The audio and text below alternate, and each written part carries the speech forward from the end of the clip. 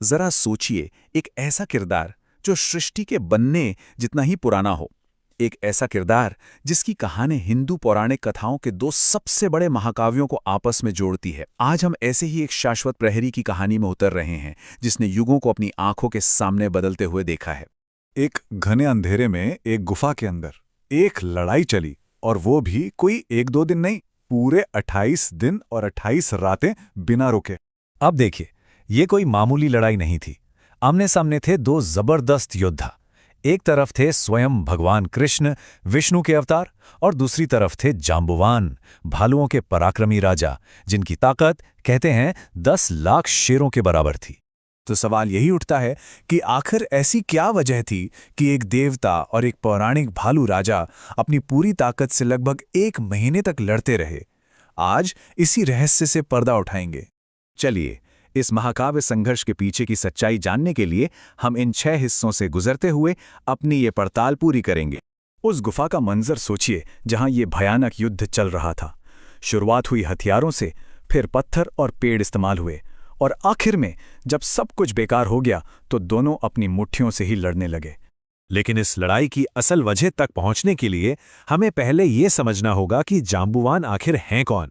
मतलब उनमें ऐसी क्या खास बात थी जो वो स्वयं एक देवता को चुनौती दे पाए। देखिए, जांबवान सिर्फ एक भालू राजा नहीं थे, वो तो सृष्टि के सबसे पुराने जीवित प्राणियों में से एक थे।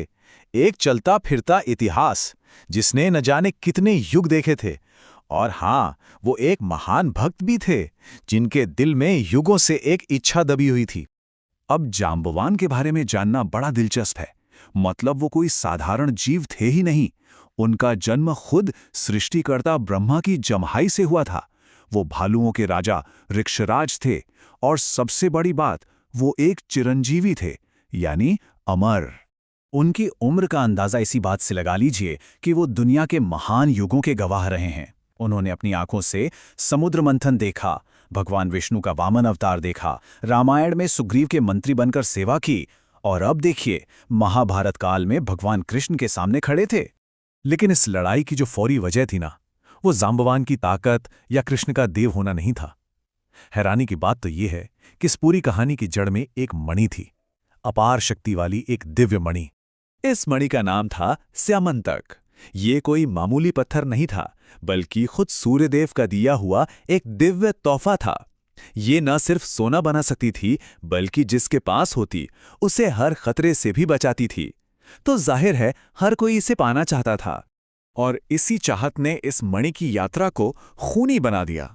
सबसे पहले इसे प्रसेन ने पहना, जिसे एक शेर ने मार डाला। फिर उस शेर को जांबवान ने हरा दिया, और वो उस मणि को अनजाने में ही अपने बच्चे के लिए एक खिलौना समझकर अपनी गुफा में ले आए। और उधर द्वारका में इस मणि के गायब होते ही एक झूठी अफवाह आग की तरह फैल गई। लोगों ने कहना शुरू कर दिया कि भगवान कृष्ण ने ही मणि के लिए प्रसेन की हत्या की है।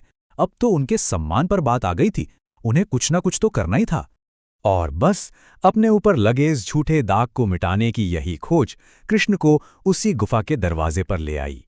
कृष्ण ने इंसान, फिर शेर, और आखिर में भालू के पैरों के निशानों का पीछा किया और जांबवान की गुफा तक पहुंच गए।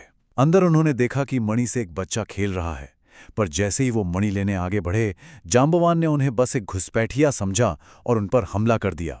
हफ्तों तक ये घमासान युद्ध चलता रहा। फिर अचानक लड़ाई का रुख बदलने लगा, लेकिन किसी वार से नहीं, बल्कि एक एहसास से। 28 दिनों की लगातार लड़ाई के बाद जांबवान का वो विशाल शरीर भी थकने लगा। उनके हाथ पैर ढीले पड़ गए, और उनकी वो लेजेंडरी शक्ति जवाब देने लगी। पर इसी शारीरिक थकावट के पल में उन्हें एक आध्यात्मिक ज्ञान मिला। जांबवान सोच में पड़ गए। उन्हें अपनी ताकत का पूरा अंदाजा था। वो सोचने लगे, ये कौन है जो मुझे हरा रहा है? कोई आम इंसान तो इतने दिन मेरे सामने टिक ही नहीं सकता। और बस उसी पल उन्हें सब कुछ साफ हो गया। उन्होंने अपने सामने खड़े योद्धा को पहचान लिया और बोले, अब मैं समझा, आप कोई और नहीं, मेरे आराध्य प्रभु भगवान रामचंद्र हैं। आपके सिवा इतनी शक्ति किसी और में हो ही नहीं सकती। और यहीं आकर इस युद्ध का असली अविश्वसनीय सच सामने आता है। मतलब ये लड़ाई कभी उस मणि के लिए थी ही नहीं, ये तो एक भक्त और भगवान के बीच की एक दिव्य लीला थी। त्रेता युग में भगवान राम ने अपने भक्त जांबवान से वादा किया था कि वो उनकी युद्ध करने की इच्छा पूरी करेंगे। ये लड़ाई तो बस उसी पुराने वादे को पूरा करने का एक जरिया थी। तो इस दिव्य एहसास के बाद आखिर हुआ क्या? इस अनोखे युद्ध ने आने वाले भविष्य के लिए क्या विरासत छोड़ी? इस एहसास के बाद सब कुछ बदल गया। स्यमंतक मणि कृष्ण को वापस मिल गई, जिससे उन पर लगा दाग धुल गया। जांबवान ने बड़े सम्मान से अपनी बेटी जांबवती का विवाह कृष्ण से कर दिया और इस तरह दो महान वंश एक हो गए।